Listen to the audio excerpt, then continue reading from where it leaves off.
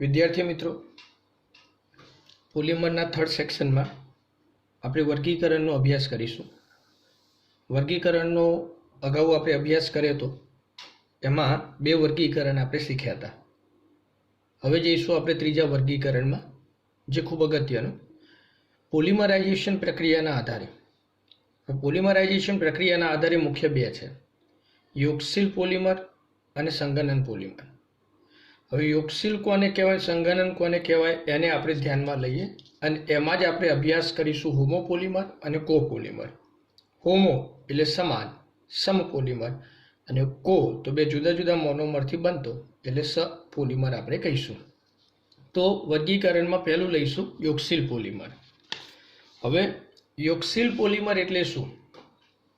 તો કહી શકાય કે જ્યારે દ્વિબંધ કે ત્રિબંધ ધરાવતા મોનોમરના અસંખ્ય અણુઓ એકબીજા સાથે યોગશીલ પ્રક્રિયાથી રાસાયણિક બંધ દ્વારા જોડાઈ પોલિમર બનાવે છે, ત્યારે યોગશીલ પોલિમર બને છે। અહીંયા ઉદાહરણ તરીકે જોઈએ તો ધારો કે CH2 દ્વિબંધ CH2 પ્રથમ ઉદાહરણ, કેટલા અણુ લઈશું? N અણુ। હવે આપણને ખ્યાલ આવશે, તાપમાન આપો, કઈ પ્રક્રિયા થશે? તો POLYN પોલિમરાઇઝેશન પ્રક્રિયા। પાઈ બંધ તૂટે ત્યારે બંધ, CH2 બંધ, CH2 બંધ, અને અહીંયા N। આ થયો ઇથિન, એમાંથી બન્યો પોલિથીન।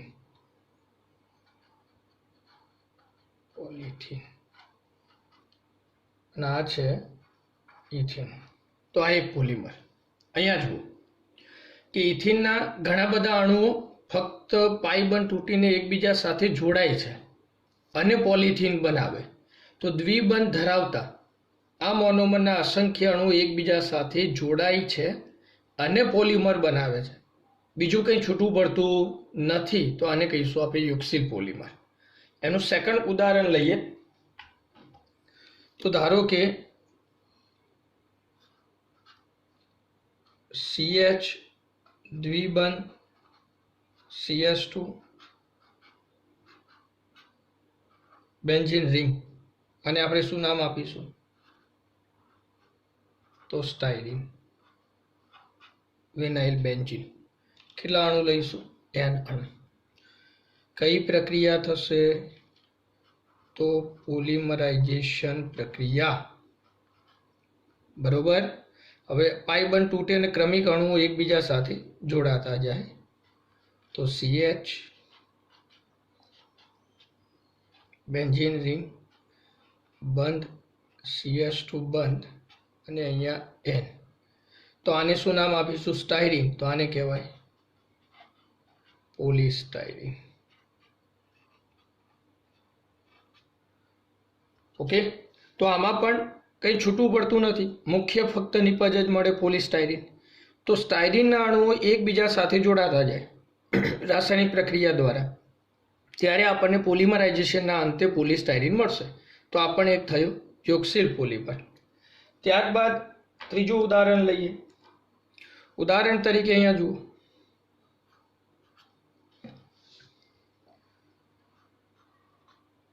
CH2 N અણુ લઈશું, દ્વિબંધ CH બંધ CH દ્વિબંધ CH2, ઓકે, પ્લસ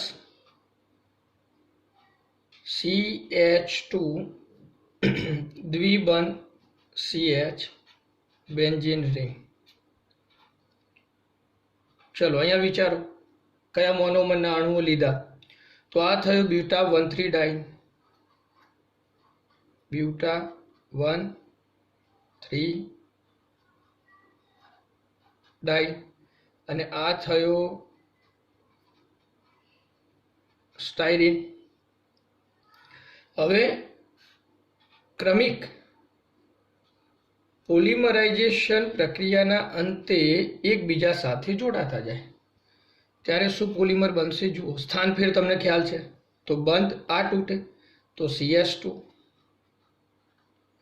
બંધ CH, દ્વિબંધ CH, બંધ CH2 અને અહીંયા મળતો ઇલેક્ટ્રોન એ આની સાથે જોડાશે, આનો બંધ તૂટે તો અહીંયા એક ઇલેક્ટ્રોનની ભાગીદારી થાય તો CH2 બંધ CH, બેન્ઝીન રિંગ બંધ અને અહીંયા N. તો વિચારો અહીંયા તો આ કયો પોલિમર છે? તો પહેલું સ્ટાયરીન છે, તો સ્ટાયરીન બ્યુટાડાઇન સાથે જોડાય તો આપણે લખીએ છીએ સ્ટાયરીન બ્યુટાડાઇન, પણ આ એક પ્રકારનું રબર છે માટે લખીશું આપણે રબર, સ્ટાયરીન બ્યુટાડાઇન રબર. આ પ્લાસ્ટિક છે, આ પ્લાસ્ટિક અને આ બન્યું રબર, જેને આપણે ટૂંકું નામ આપીએ છીએ બ્યુના S. એ જ પ્રમાણે એક ચોથું ઉદાહરણ લઈએ.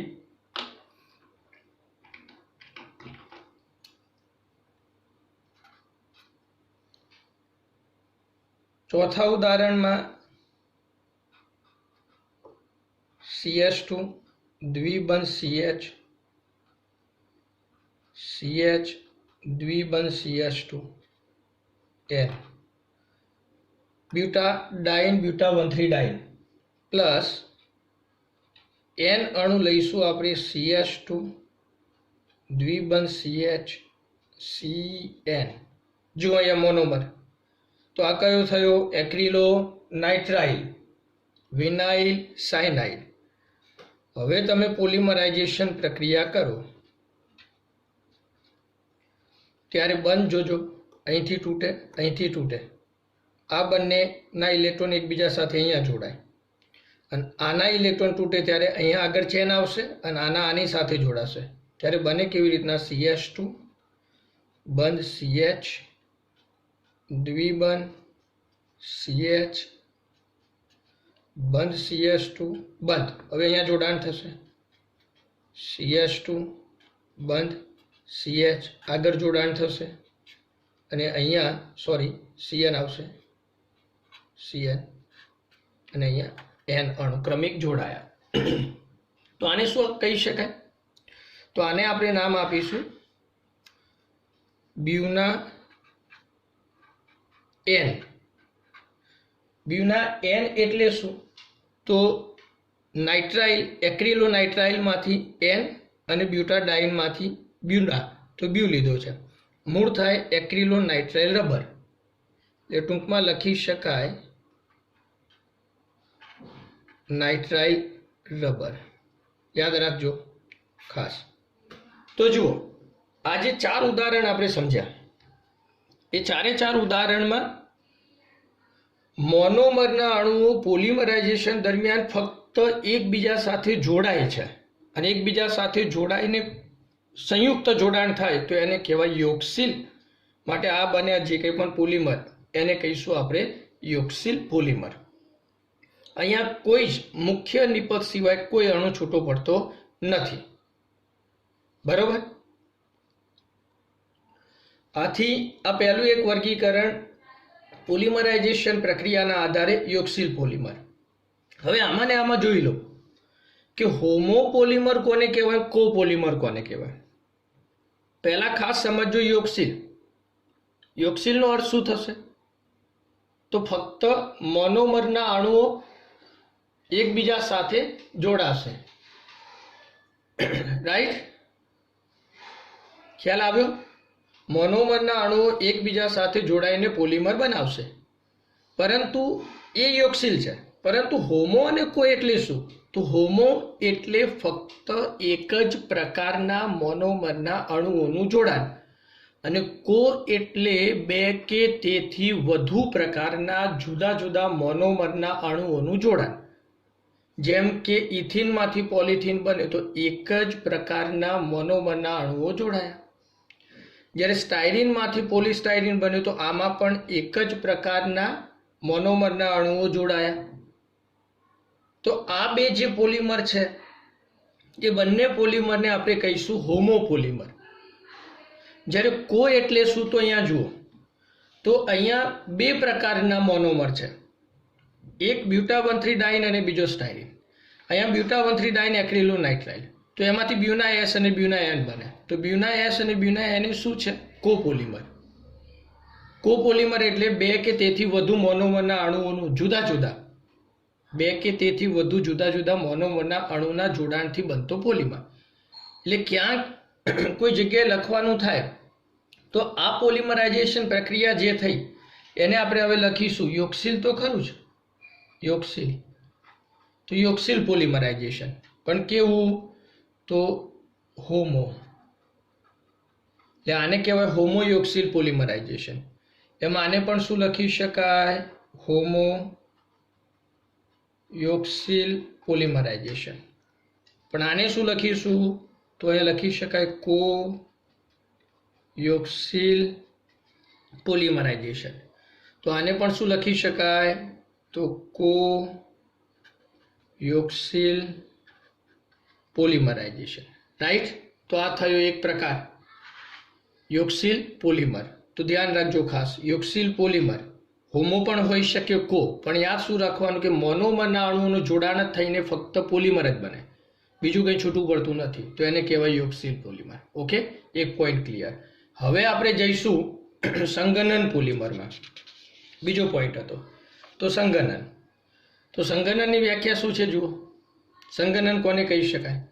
તો જે પોલિમરાઇઝેશન પ્રક્રિયામાં બે ક્રિયાશીલ સમૂહ કે ત્રણ ક્રિયાશીલ સમૂહ ધરાવતા જુદા જુદા બે પ્રકારના મોનોમરના અસંખ્ય ઘટકો. એટલે ઉદાહરણ તરીકે જુઓ, તમને અહીંયા ખ્યાલ આવે કે ધારો કે CS2 બંધ CS2 OH અને અહીંયા OH. રાઈટ. તો આને કહેવાય ઇથિલિન ગ્લાયકોલ.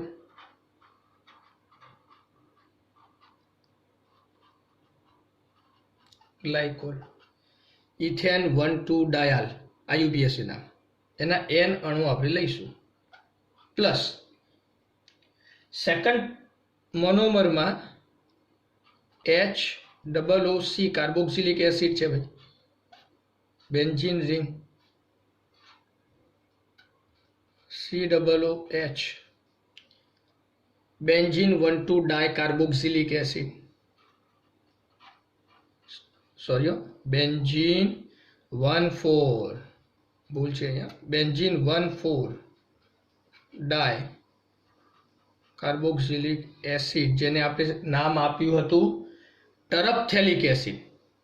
આ ધ્યાન રાખજો, જેનું નામ હતું ટરપથેલિક એસિડ.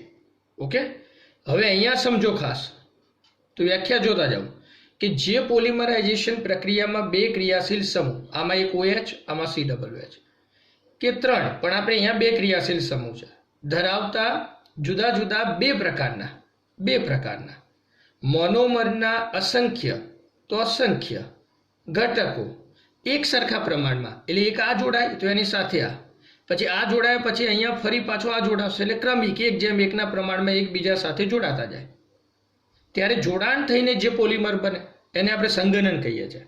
પણ સંગનનની મેન ઓળખ શું છે જોજો, અહીંયા તમને સમજાશે કે જોડાણ કેવું થયું. જુઓ તો જે ઇથિલિન ગ્લાયકોલ છે એમાંથી H દૂર થશે અને અહીંયા જે બેન્ઝીન 1,4 ડાયકાર્બોક્સિલિક એસિડ ટરપથેલિક એસિડ છે, આ ધ્યાન રાખો, તો એને કહેવાય એમાંથી દૂર થશે OH સમૂહ. તો દૂર શું થયું? H2O પાણીનો અણુ. અસંખ્ય અણુઓનું જોડાણ થાય તો અસંખ્ય પાણીના અણુ છૂટા પડશે. ખાસ જોજો, આ પોઈન્ટ ઉપર ખાસ આધાર છે. તમે અગાઉ યોક્સિલ પોલિમર ભણ્યા તો એમાં મુખ્ય નિપજ સિવાય કંઈ છૂટું પડતું નહોતું, જ્યારે અહીંયા પાણીનો અણુ છૂટો પડ્યો અને પાણીનો અણુ છૂટો પડીને પોલિમરાઇઝેશન પ્રક્રિયા થઈ ત્યારે પોલિમર બન્યો. તો અહીંયા કેવો બનશે? તો OH ગયો, CS2O, હવે અહીંથી OH જાય તો CO, તો C double bond O, benzene ring, આમાંથી OH જાય તો C ડબલ બોન્ડ O બંધ, અને અહીંયા જોડાણ આગળ ક્રમશઃ ચાલુ રહે. તો આપણે અહીંયા N લખીશું. તો આ જે પોલિમર બન્યો એ પોલિમર કહેવાય ટેરેલિન. ટેરેલિન મેં તમને અગાઉ કહ્યું હતું. ટેરેલિન કેમ? તો બે જુદા જુદા ક્રિયાશીલ સમૂહ એકબીજા સાથે જોડાઈને નવો ક્રિયાશીલ સમૂહ બનાવે તો એસ્ટર બનાવ્યો, અને એસ્ટર એ એનો આવર્તનીય એકમ થયો, અને એસ્ટર સમૂહ ધરાવતો આ પોલિમર ટેરેલિન, જેને બીજું નામ આપી શકાય અથવા ડેક્રોન. તો વ્યાખ્યા જુઓ કે જે પોલિમરાઇઝેશન પ્રક્રિયામાં બે ક્રિયાશીલ સમૂહ કે ત્રણ, પણ આપણે અહીંયા બે ક્રિયાશીલ સમૂહ છે ધરાવતા જુદા જુદા બે પ્રકારના મોનોમરના અસંખ્ય ઘટકો એકબીજા સાથે 1:1 પ્રમાણમાં ક્રમિક 1:1 ક્રમિક જોડાઈ પાણી છૂટું પડે. પાણી નહીં, અહીંયા તો પાણી છૂટું પડે, આલ્કોહોલ પણ હોઈ શકે, એમોનિયા પણ હોય, HCl પણ હોય, કોઈ એક પાણી કે આલ્કોહોલ કે એમોનિયા કે HCl છૂટો પડીને પોલિમર બને છે, તો આને કહેવાય સંઘનન પોલિમર. એટલે યાદ રાખજો, યોગશીલમાં કંઈ છૂટું નહીં પડે મુખ્ય નિપજ સિવાય, જ્યારે આમાં મુખ્ય નિપજ ઉપરાંત પાણી, આલ્કોહોલ, એમોનિયા અને HCl નો અણુ છૂટો પડે તો એ થયો સંઘનન પોલિમર. બીજું ઉદાહરણ લઈએ, જુઓ, જે તમે જાણો છો, NH2 CH2 6 NH2 જેના N અણુ પ્લસ N અણુ, આને આપણે નામ શું આપીશું? Hexamethylene. Hexamethylene diamine. Okay, hexamethylene diamine plus HOOC CH2 COOH. આને આપણે શું નામ આપીશું? તો એડેપિક એસિડ. અગાઉ આપેલું છે એટલે ટૂંકમાં લખું છું. હવે પોલિમરાઇઝેશન થાય આમની વચ્ચે, તો આમાં પણ એવું, આમાંથી H આમાંથી OH, યાદ રાખો. તો અહીંયા પણ છૂટવું પડશે NH2O. તો બંને શું જુઓ, અહીંથી H ગયો તો NH, આને આ પ્રમાણે પણ લખાય NH બંધ બંધ, ધ્યાન રાખજો ખાસ. CH2 6 NH, ચલો લખીએ આપણે, C ડબલ બોન્ડ O બંધ, CH2 અહીંયા 4 અને C ડબલ બોન્ડ O, કારણ કે અહીંથી છૂટો પડ્યો OH અને અહીંયા N. આ જે પોલિમર બન્યો એમાં અહીંયા કયો સમૂહ હતો? એમિનો, અને અહીંયા કાર્બોક્સિલિક, અને આ બંનેના જોડાણથી કયો સમૂહ બન્યો? એમાઇડ. અને એમાઇડ બને તો મેં તમને શું કહ્યું હતું? કયો પોલિમર કહેવાય? તો નાયલોન. પણ આની સંજ્ઞા છે, તો આની સંજ્ઞા શું આપીશું? તો એનો આધાર મેં કહ્યું હતો કે મોનોમર જોડાણ, કે મોનોમરમાં જુઓ કે આમાં કેટલા કાર્બન છે, આમાં પણ 4 5 6, તો નાયલોન 6 કાર્બન ધરાવતો, તો નાયલોન 6. તો અહીંયા બે ક્રિયાશીલ સમૂહ ધરાવતો આ મોનોમર, બે ક્રિયાશીલ સમૂહ ધરાવતો આ મોનોમર, પરંતુ બંને મોનોમર જુદા જુદા એકબીજા સાથે જોડાઈ પાણીનો અણુ છૂટો પડે છે અને પોલિમર બનાવે, તો આ પોલિમરાઇઝેશન પ્રક્રિયા એને સંઘનન પોલિમરાઇઝેશન કહેવાય, અને બનતા પોલિમરને સંઘનન પોલિમર કહેવાય. તો આપણે અહીંયા લખી શકીએ સંઘનન પોલિમરાઇઝેશન, તો અહીંયા પણ લખી શકીએ સંઘનન પોલિમરાઇઝેશન. પરંતુ આગળ વિચારો કે આ હોમો છે કે કો? તો મેં તમને હમણાં શું કહ્યું કે જો પોલિમરાઇઝેશન પ્રક્રિયામાં એક જ પ્રકારના મોનોમરના અણુઓ ભાગ લેતા હોય તો એને હોમો કહી શકાય, પણ એક એટલે કે બે કે તેથી વધુ જુદા જુદા પ્રકારના મોનોમરના અણુ જોડાઈને પોલિમર બનતો હોય તો તેને આપણે કોપોલિમર કહી શકીએ. તો આ કયો થયો? તો કોપોલિમર. બે જુદા જુદા પ્રકારના તો કોપોલિમર. તો આ થયું બીજું વર્ગીકરણ, એટલે કે આમ વર્ગીકરણનો પ્રકાર 3, યોગશીલ પોલિમર અને સંઘનન પોલિમર. ઓકે.